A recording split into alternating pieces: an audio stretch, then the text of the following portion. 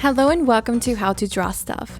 Today we're going to show you how to draw a sleeping cat using only paper, pencil, and pen. We have a beautiful little kitty with some tabby markings and a face of average proportions. But remember, you can draw whatever type of cat you'd like. Let's start.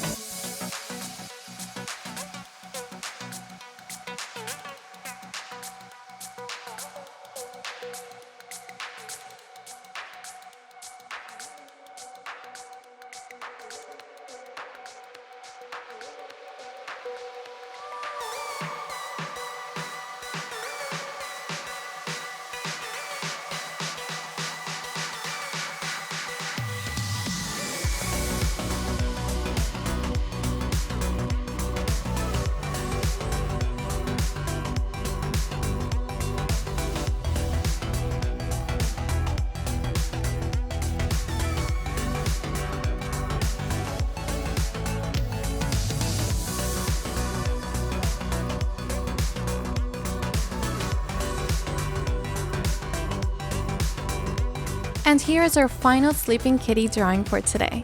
Leave us a comment with any requests you have for other animal drawings or anything else you'd like to see.